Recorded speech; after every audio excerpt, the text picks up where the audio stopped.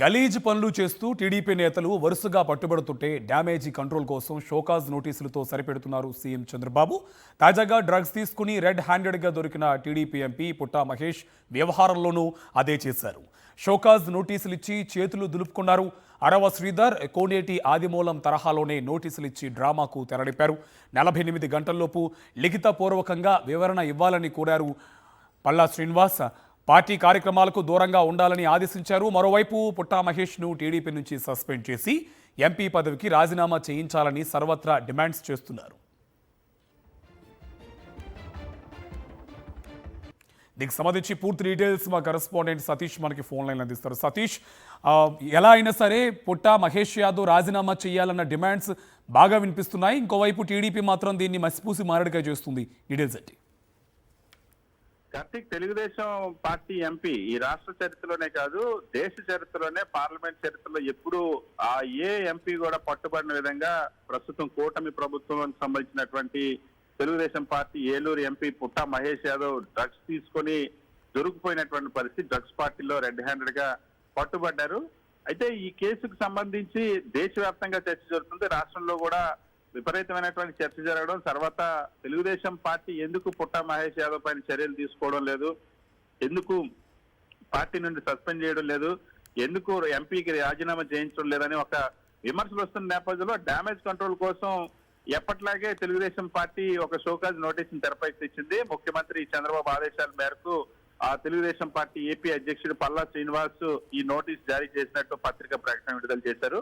48 గంటల్లోపు లిఖిత పూర్వకంగా సమాధానం ఇవ్వాలంటూ ఆ నోటీస్ లో పేర్కొంటున్నట్టు చెప్పారు.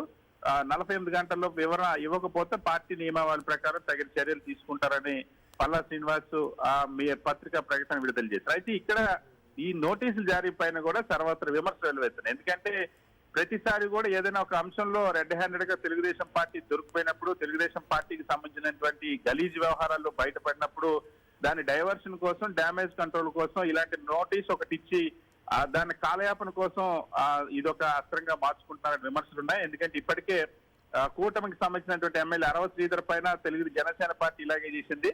పార్టీ కార్యక్రమాలు దూరంగా ఉన్నానంటూ ఒక కమిటీ వేస్తున్నాము, కమిటీ వారం రోజుల్లో నివేదిక ఇస్తే తర్వాత చర్యలు తీసుకున్నారు. ఇప్పటికీ నెలలు దాటిపోతున్నా సరే 5 సార్లు ఒక దళిత మహిళా ఉద్యోగికి అబార్షన్ చేయించినటువంటి కూటమి ఎమ్మెల్యేకి సంబంధించి ఇప్పటి వరకు కూడా ఎటువంటి చర్యలు తీసుకోలేదు. ఆమె ఇచ్చినటువంటి ఫిర్యాదు పైన ఎలాంటి అరెస్టు కూడా జరపనటువంటి పరిస్థితి. అదేవిధంగా కోనేటి ఆదిమూలం గానీ, కొలిపూడి శ్రీనివాసులు గానీ, గుంటూరు సంబంధించిన నజీర్ అహ్మద్ గానీ తెలుగుదేశం పార్టీ ఎమ్మెల్యేలు వేధింపుల వల్ల మహిళలు ఆత్మహత్యాయత్నం చేసుకున్నటువంటి సందర్భాలు వచ్చినా సరే ఎవరిపైన కూడా చర్యలు తీసుకోలేదు. ఇప్పుడు వాళ్ళందరినీ ఏ విధంగా అయితే చంద్రబాబు సమర్థించారు. ఎందుకంటే తెలుగుదేశం పార్టీ అధ్యక్షుడు చంద్రబాబు, జనసేన అధ్యక్షుడు పవన్ కళ్యాణ్ ఇద్దరు కూడా ఆడవాళ్ళ జీవితాలు నాశనం చేసిన వాళ్ళని, ఆడవాళ్ళ ఆత్మహత్యకు కారణమైన వాళ్ళని, ఆడవాళ్ళ వేధింపులు చేస్తున్న ఎమ్మెల్యేలందరినీ కూడా వెనకేసుకు రావడం అన్నది కనిపిస్తా ఉంది. ఇప్పుడు డ్రగ్స్ లో కూడా దొరికిపోయినటువంటి తెలుగుదేశం పార్టీ ఎంపీ ఒక బాధ్యత కలిగినటువంటి పార్లమెంటేరియన్, ఆదర్శంగా ఉండాల్సినటువంటి వ్యక్తి,